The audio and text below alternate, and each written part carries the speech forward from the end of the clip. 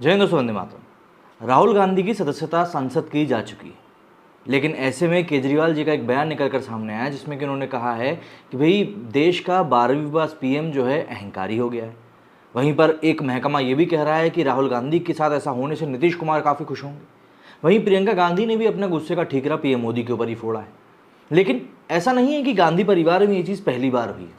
गांधी परिवार में संसद की सदस्यता इंदिरा गांधी, सोनिया गांधी की भी गई थी।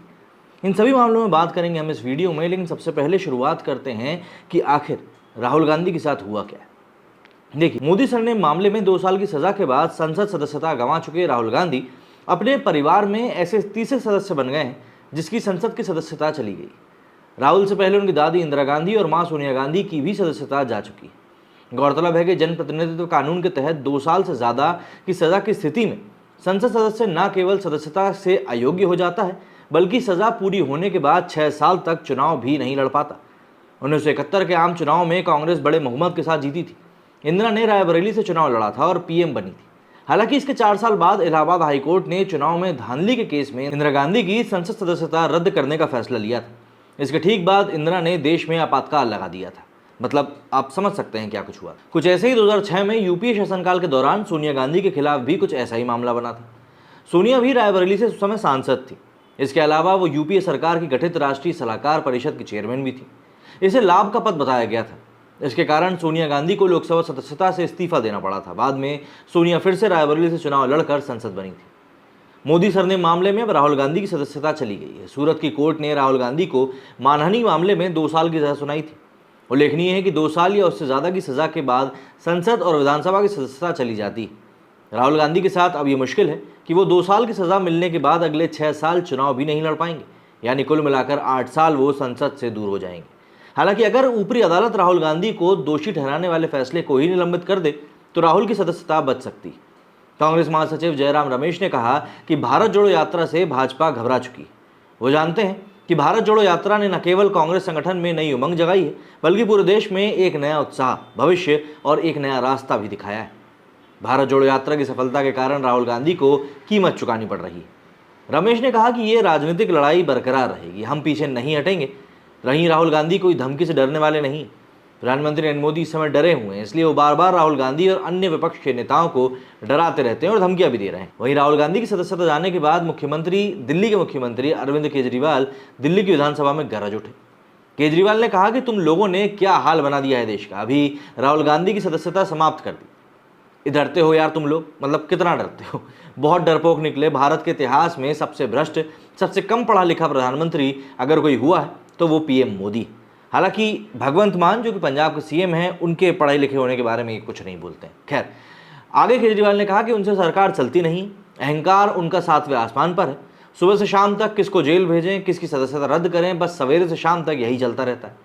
मैं बीजेपी के सारे लोगों से अपील करना चाहता हूं कि नरेंद्र मोदी जी के नेतृत्व में आज देश को तबाह करने की कोशिश हो रही।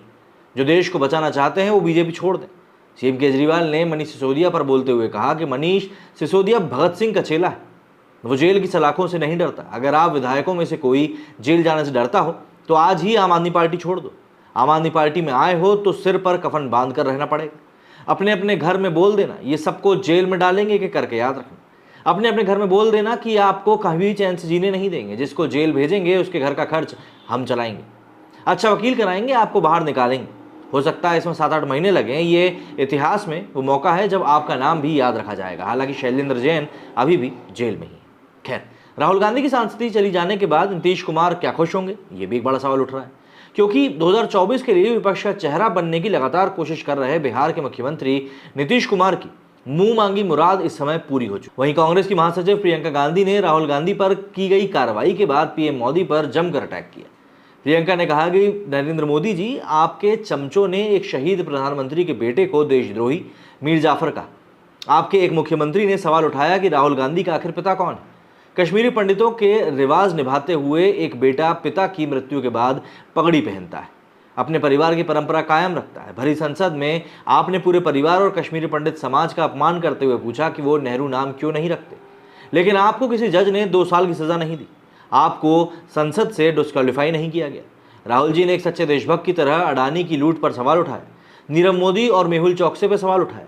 क्या आपका मित्र गौतम अडानी देश की संसद और भारत की महान जनता से बड़ा हो गया है? उसकी लूट पर सवाल उठा पाना इतना ज़्यादा बुरा लगता है आपको? आप मेरे परिवार को परिवारवादी कहते हैं। जान लीजिए, इस परिवार ने भारत के लोकतंत्र को अपना खून से सींचा है। आप मेरे परिवार को भारत के लिए परिवारवादी कहते हैं। याद रखिए कि हमारे परिवार ने भारत के लोकतंत्र को अपने खून से सींचा है, जिसे आप खत्म करने में लगे हैं। इस परिवार ने भारत की जनता की आवाज़ बुलंद की और पुश्तों से सच्चाई की लड़ाई लड़ी। हमारी रगों में जो खून दौड़ता है उसकी एक खासियत है, आप जैसे कायर सत्ता लोभी तानाशाह के सामने कभी नहीं झुका और ना कभी झुकेगा, आप चाहे कुछ भी कर लीजिए। वहीं कांग्रेस नेता राहुल गांधी की सांसद सदस्यता खत्म होने से कई बड़े सियासी सवाल भी खड़े हो गए। कांग्रेस पर इसका असर अब किस तरह से दिखेगा? अब क्या कांग्रेस कमज़ोर होगी या फिर और मजबूती से होकर उभरेगी? वहीं एक सवाल ये भी है कि अगर राहुल गांधी को कोर्ट से राहत नहीं मिलती है और वो 6 साल के लिए अयोग्य करार दिए जाते हैं, तो फिर देश की राजनीति किस करवट बैठेगी? पीएम मोदी के सामने वो चेहरा कौन होगा जो अगले साल आम चुनाव में विपक्ष की तरफ से उनको टक्कर देगा? राहुल गांधी पर की गई कार्रवाई के बाद विपक्ष मोदी सरकार पर लगातार हमलावर भी। इसी कड़ी में हिमाचल प्रदेश के मुख्यमंत्री सुखविंदर सिंह सुक्खू ने राहुल गांधी की सांसदी जाने पर कहा कि राहुल गांधी की सदस्यता रद्द कर उनकी आवाज को दबाया नहीं जा सकता। लोकतंत्र का जो गला घोटा जा रहा है, उस आवाज को जब राहुल गांधी ने कन्याकुमारी से कश्मीर तक बुलंद किया तो बीजेपी बौखला गई। वहीं बिहार के पूर्व डिप्टी सीएम और बीजेपी सांसद सुशील कुमार मोदी ने राहुल गांधी की सांसदी जाने के बाद अपनी प्रतिक्रिया दी। सुशील मोदी ने कहा कि ये कोर्ट का फैसला है और न्यायपालिका के फैसले को स्वीकार करना चाहिए। देश में न्यायालय के सामने अब सब समान है। वे मतलब कि कांग्रेस ही आरोप लगा रहे हैं कि देश में तानाशाही आ गई। जो लोग भ्रष्टाचार में डूबे हुए हैं वो कह रहे हैं कि हम भ्रष्टाचार के खिलाफ लड़ रहे हैं। वे कोर्ट के फैसले को स्वीकार करने के लिए तक तैयार नहीं है। अब आप खुद सोचिए कि किसी देश में कोई कितना नीचे जा सकता है। देश में इस समय हर तरफ राहुल गांधी की ही चर्चा चल रही है, हर तरफ से उनके ही लिए प्रतिक्रियाएं निकलकर सामने आ रही हैं। लेकिन ऐसे में हमारे देश के पीएम नरेंद्र मोदी को जिस तरीके से टारगेट किया जा रहा है, वो देखने पर साफ तौर पर यही बताता है कि भाई यहाँ पर जो मामला है वो सिर्फ सीधा साधा नहीं है, काफ़ी टेढ़ा मेढ़ा भी है। आप लोगों का इस मामले पर क्या कहना है, कमेंट करके जरूर बताइएगा। मेरे इस वीडियो में फिलहाल इतना ही। जय हिंद, जय भारत।